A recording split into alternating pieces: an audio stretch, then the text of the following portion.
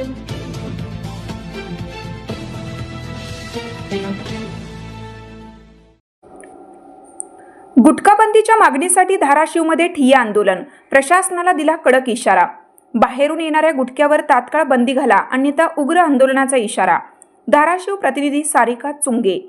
जिल्ह्यात गुटख्याच्या वाढत्या अवैध वाहतूक आणि विक्री विरोधात अखिल भारतीय भ्रष्टाचार निर्मूलन संघर्ष समितीने आज दिनांक 30 मार्च रोजी अन्न व औषध प्रशासन कार्यालयासमोर ठिय्या आंदोलन छेडत प्रशासनाला थेट इशारा दिला। सकाळी 11 वाजता सुरू झालेल्या या आंदोलनात संघटनेचे राष्ट्रीय अध्यक्ष प्रदीप बाबा खंडापूरकर आणि जिल्हा अध्यक्ष गणेश प्रभाकर पाटील यांच्या नेतृत्वाखालील कार्यकर्त्यांनी आक्रमक भूमिका घेतली।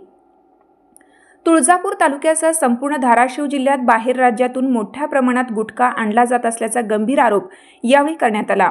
शासनाने स्पष्ट बंदी घातलेली असतानाही काही ठिकाणी गुटख्याची खुलेआम विक्री सुरू असल्याने प्रशासनाची भूमिका संशयास्पद असल्याचा आरोप आंदोलकांनी केला।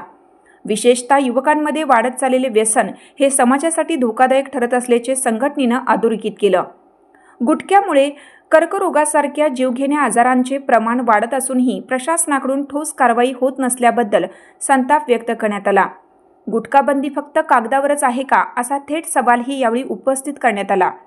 या आंदोलनाच्या माध्यमातून प्रशासनाकडे ठोस मागण्या करण्यात आल्या।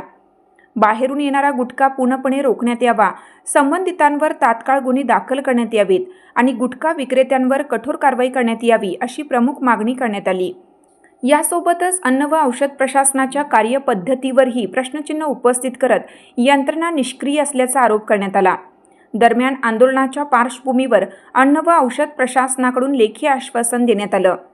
संबंधित निवेदनाची दखल घेत प्रतिबंधित अन्न पदार्थांवर तात्काळ धाडी व जप्तीची कारवाई करण्यात येईल असं लेखी पत्र देण्यात आलं।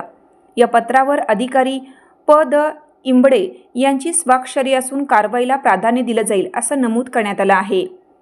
लेखी आश्वासन मिळाल्यानंतर आंदोलन तात्पुरते स्थगित करण्यात आलं असलं तरी कारवाई झाली नाही तर यापुढे आणखीन तीव्र आणि मोठे आंदोलन छेडलं जाईल असा इशारा संघटनेच्या वतीनं देण्यात आला। प्रशासनाने केवळ आश्वासन न देता प्रत्यक्षात परिणामकारक कारवाई करावी अशी मागणीही यावेळी करण्यात आली। या आंदोलनात महिला आणि युवक कार्यकर्त्यांचा उत्स्फूर्त सहभाग विशेष लक्षवेधी ठरला। समाजाच्या आरोग्याच्या प्रश्नांवर एकवटलेली ही ताकद प्रशासनासाठी स्पष्ट इशारा मानली जात आहे। एकूणच धाराशिव जिल्ह्यात गुटखाबंदीचा प्रश्न पुन्हा एकदा ऐरणीवर आला असून प्रशासन आता कितपत तत्परतेने कारवाई करते याकडे सर्वांचं लक्ष लागलं आहे।